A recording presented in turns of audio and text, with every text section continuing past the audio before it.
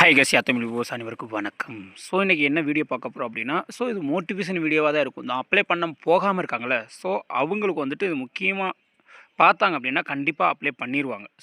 ஊரில் வந்துட்டு சும்மா ட்ரேடுனா அந்த கொத்தனார் வேலையாக இருக்கட்டும், பிட்டராக இருக்கட்டும், கார்பெண்டராக இருக்கட்டும், இந்த ஊர்லலாம் வேலை பார்ப்பாங்கல்ல, அவங்களுக்கு வந்துட்டு நல்லா டிப்ஸ் சொல்ல போகிறேன். இந்த வீடியோ முடிஞ்ச அளவுக்கு பாருங்கள். பார்க்கறது மட்டும் இல்லாமல் உங்களுடைய குறிப்பு ஏதாவது இருந்தால் ஷேர் பண்ணுங்கள். ஓகே, நல்ல ஜாப்பு. எப்போவுமே காலியாக போகிற வேக்கன்சி அப்படின்னு பார்த்தீங்க அப்படின்னா, இந்த ட்ரேட்மேனில் தாங்க ஃபுல் அண்ட் ஃபுல் காலியாக போகும். ஓகே, இதனால் என்ன பெனிஃபிட் உங்களுக்கு இருக்குது? எல்லாத்தையும் ஏ வரைக்கும் நம்ம பார்ப்போம். அது எங்கள் டிபார்ட்மெண்ட் பற்றியும் பார்ப்போம். நான் மற்ற டிபார்ட்மெண்ட்டை சொல்கிறத விட எங்கள் டிபார்ட்மெண்ட் சிஆர்பியை பற்றி சொன்னோம் அப்படின்னா நீங்கள் அப்ளை பண்ணலாம் அப்படி சொல்லிட்டு இந்த வீடியோவில் ஃபுல்லாக பார்க்க போகிறோம். வாங்க பார்க்கலாம். ஃபஸ்ட்டுங்க, அதாவது ட்ரேட்ஸ்மேன் வந்துட்டு இதில் வந்து சேலரி வந்துட்டு உங்களுக்கு 21,700. அது பே கமிஷன் இருந்துச்சுன்னா கூடும். ரெண்டாவது 69,000 வரைக்கும். ஏரியா பொறுத்து இருக்குது. நீங்கள் வந்துட்டு நியூலேயே வந்துட்டு நீங்கள் ஸ்ரீநகர் போஸ்டிங், சத்தீஸ்கர் இந்த மாதிரிலாம் போஸ்டிங் போயிட்டீங்க அப்படின்னா 50,000 60,000 கிடைக்கும். மேக்ஸிமம் உங்களுக்கு போன உடனே 30,000 40,000 உங்களுக்கு என்ன கிடைக்கும்? சம்பளம் கிடைக்குங்க. அது மட்டும் இல்லாமல் இதுக்கு வந்து தகுதி வந்து வெறும் 10th தாங்க. ஓகே, அது மாதிரி ஐடியில் முடிச்சிருந்தீங்கன்னா அந்த பிட்டரு மெக்கானிக் இந்த உங்களுக்கு ஐடி வேணும். அது மாதிரி எக்ஸ்பீரியன்ஸ் சர்டிஃபிகேட்லாம் என்ன கேட்டிருக்காங்க அப்படின்னா, நீங்கள் எக்ஸ்பீரியன்ஸ் அதாவது நீங்கள் வந்துட்டு சர்டிஃபிகேட் வாங்க தேவையில்ல, படித்து நீங்கள் ஒர்க் பண்ணியிருந்தீங்களா அங்கே, அதாவது இப்போ பார்வராக இருக்கட்டும், குக்கர் இந்த மாதிரி எக்ஸ்பீரியன்ஸ் சர்டிஃபிகேட் நீங்கள் வாங்கிட்டு வந்தால் கூட இதுக்கு போதும். பிஎஸ்எஃப்ல அந்த என்கூரி சர்டிஃபிகேட் வேணும்னா அது மாதிரிலாம் இது தேவையில்லை. ஓகே, அது மாதிரி தெரிஞ்சுக்கிறங்க. இதுக்கு வந்து என்ன டெஸ்ட் நடக்கும்னா பிசிக்கல் டெஸ்ட் நடக்கும். ட்ரெயில் டெஸ்ட், அதாவது நீங்கள் எந்த இதில் போகிறீங்களா ட்ரேடில், அந்த ட்ரேடில் வந்துட்டு அவங்க சொல்கிற டெஸ்ட்டு வைவா இந்த மாதிரி பண்ணுவாங்க. அதில் நீங்கள் பாஸ் ஆகணுங்க. அதுக்கப்புறம் வந்து மெடிக்கல் டெஸ்ட்டு.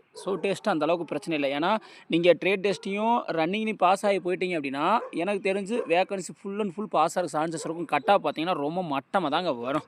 ஓகே, அதுவும் டிரைவர்லாம் பார்த்தீங்கன்னா நீங்கள் பாஸ் ஆகினா போதுமே, நீங்கள் கண்டிப்பாக உங்களுக்கு ஜாப்புங்க. ஓகே, புரிஞ்சுருக்குன்னு நினைக்கிறேன். அதுக்கப்புறம் மெடிக்கல் ஒன்று இருக்குது. ஓகே, மெடிக்கல் எப்படி பாஸ் ஆகணும் என்னன்னு சொல்லிட்டு உங்களுக்கு நம்ம தெளிவாக சொல்லுவோம். பிசிக்கலுமே நம்ம சொல்லுவோம். ஓகே, வாங்க பார்க்கலாம் என்ன போஸ்ட்டு. ஃபஸ்ட்டு டிரைவருங்க. இப்போ ஊரில் வண்டி ஓட்டுவீங்க. ஓகே, உங்களுடைய சொந்த வண்டியாக இருக்கட்டும், ஒன்றும் பிரச்சனை இல்லை, ஓட்டுங்க.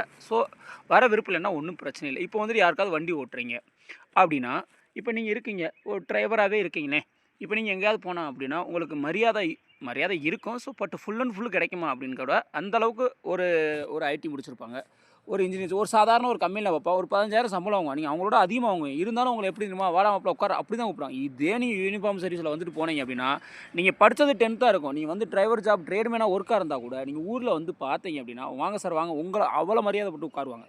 அதுக்கு தான் யூனிஃபார்முடைய ஒரு பவர். ஓகே, நான் அதனால தான் சொல்கிறேன். அதுவும் இல்லாமல் சிஆர்பிஎஃப்பில் 10 வருஷம் நீங்கள் கஷ்டப்பட்டாலும் 10 வருஷம் வீட்டு பக்கத்தில் டூட்டி பார்க்கலாம்.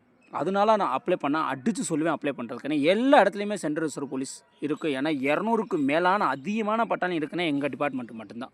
ஓகே, நீங்கள் நினச்ச நேரத்தில் நீங்கள் போகலாம். ரெண்டாவது டிரைவருக்கு நீங்கள் அப்ளை பண்ணிங்க அப்படின்னா அதிகமான வேக்கன்சி.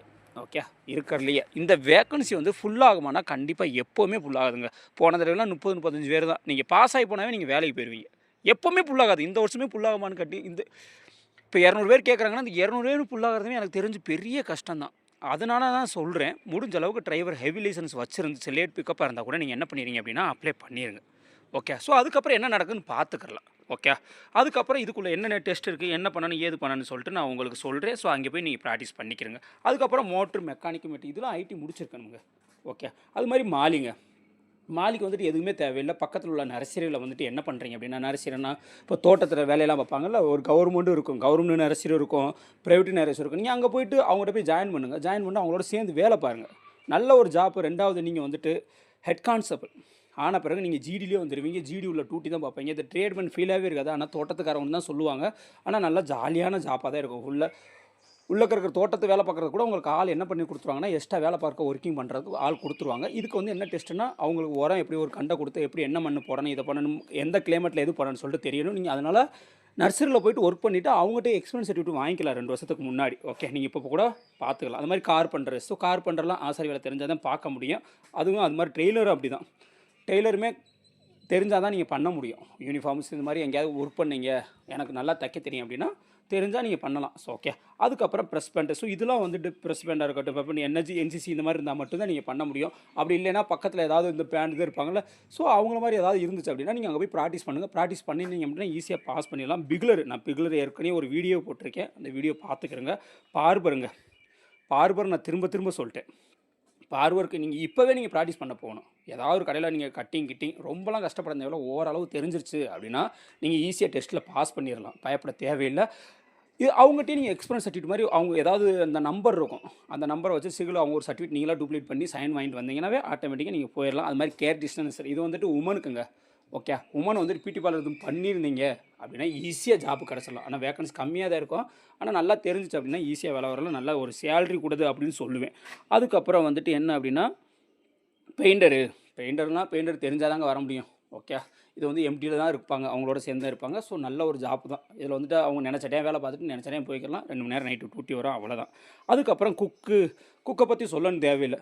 இதுக்கு வந்து என்ன டெஸ்ட்டுன்னு சொல்லிட்டு நம்ம தனியாக வீடியோ போடுவோம். ஓகே. அதுக்கப்புறம் வந்துட்டு கோப்பர் அதாவது மூச்சி அப்படின்னு சொல்லுவாங்கள்ல தைக்கிறவங்க. அவங்க என்ன பண்ணணும் அப்படின்னு பார்த்தீங்க அப்படின்னா, ஸோ அதுவும் தெரிஞ்சிருக்கணும். அது வந்து ஈஸியாக பாஸ் பண்ணலாம். அதை வந்து இங்கே வந்து கூட கற்றுக்கலாம். அதனால் பயப்பட யாரும் தேவையில்லை. சப்பாயக்காரம் யாருன்னா கூட்டுறது. அதுக்கு என்ன இருக்க போகுது, விளக்கமாத்தில் எப்படி பின்னணும் வைக்கணும்னு சொல்லிட்டு தெரிஞ்சிடணும். வாட்டுக்கேற குக்கு வேலை தான் பார்த்து தெரிஞ்சுக்கிறணும். வாசர் மேனு இருக்கிறதுலே நல்ல ஒரு அருமையான ஒரு ஜாப் அப்படின்னா வாசர் மேனுங்க, மறந்துடக்கூடாது. அதுக்கப்புறம் எலக்ட்ரிஷனை பற்றி என்ன சொல்லணும், எலக்ட்ரிஷனை பற்றி எல்லா டீட்டெயில்ஸ் தெரிஞ்சிருக்கணும். ஓரளவு நீங்கள் ஐடி எலக்ட்ரிஷன் செட் இந்த மாதிரி வச்சுருந்தீங்க, எனக்கு எலக்ட்ரிஷனை பற்றி இதை பற்றி தெரியும் அப்படின்னா நீங்களே ஈஸியாக அதுக்கு நீங்கள் வரலாங்க. ஸோ ஓகே, நான் திரும்ப சொல்கிறேன். நீங்கள் வந்துட்டு ஊரில் எலக்ட்ரிஷியன் வேலை இருக்கட்டும், கொத்தனார் வேலை இருக்கட்டும், பெயிண்டர் இருக்கட்டும், ஸோ அங்கே பார்க்குறதுக்கும் யூனிஃபார்ம் சர்வீஸில் வந்து பார்க்குறதுக்கும் எவ்வளோ மரியாதை இருக்கும், இதுக்கு என்னென்ன ஸ்பெஷாலிட்டி இருக்குது எல்லாமே உங்களுக்கு தெரியும். இதை பற்றி என்னென்ன வேணும் அப்படி சொல்லிட்டு நம்ம ஒரு டெஸ்ட்டே நம்ம தனியாக எங்கே படிக்கணும், என்ன பண்ணணும், ஏது பண்ணணும்னு சொல்லிட்டு நம்ம தனியாக ஒரு வீடியோ போடுவோம், ஒவ்வொரு டிபார்ட்மெண்ட்டாக எடுத்து. ஸோ ஓகே, முடிஞ்ச அளவுக்கு எல்லாத்துக்கும் ஷேர் பண்ணுங்கள். இந்த வீடியோ உங்களுக்கு பிடிச்சிருந்தால் லைக் பண்ணுங்கள், கமெண்ட் பண்ணுங்கள், ஷேர் பண்ணுங்கள். Okay bye, Jai Hind.